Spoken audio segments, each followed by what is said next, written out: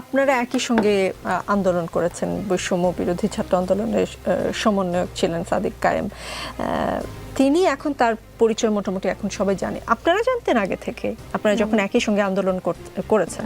আমি পার্সোনালি জানতাম না, আর উনি সহ সমন্বয়কের দায়িত্ব পালন করেছেন। জি, এখন যখন আপনারা জানলেন, মানে এখন নেটিজেনরা যখন বলছে তাদের সঙ্গে এক ধরনের বিশ্বাসঘাতকতা করা হচ্ছে, এই বক্তব্যকে আপনারা বৈষম্য বিরোধী ছাত্র আন্দোলনের প্ল্যাটফর্ম থেকে কিভাবে দেখছেন?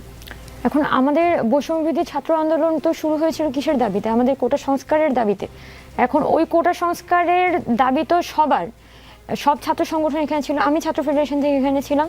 এখন এখানে যেহেতু ভাই বলছেন যে এখানে ছাত্র শিবিরের কারা আছে, ওনারা একটা প্রকাশ করেন না। তো এখানে আমি একটা কথা বলতে চাই, ছাত্রদল কিন্তু ক্যাম্পাসে আরও বাজে সিচুয়েশন ফেস করেছে, এটার পরও কিন্তু ওনারা হল কমিটি দিয়েছেন এবং এটা প্রকাশ করেছেন, বিশ্ববিদ্যালয় কমিটি প্রকাশ করেছেন, হয়তো থাকতে পারেননি, কিন্তু ওনারা সবসময় প্রকাশ্য রাজনীতি করেছেন। এটার মধ্যে যদি আমি এভাবে বছরের পর বছর একটা আন্ডারগ্রাউন্ড রাজনীতি করতে থাকি, এটা কিন্তু ছাত্রদের মধ্যে একটা সন্দেহের পরিবেশ তৈরি করে। এই সন্দেহবাতিকতাটা ভালো না।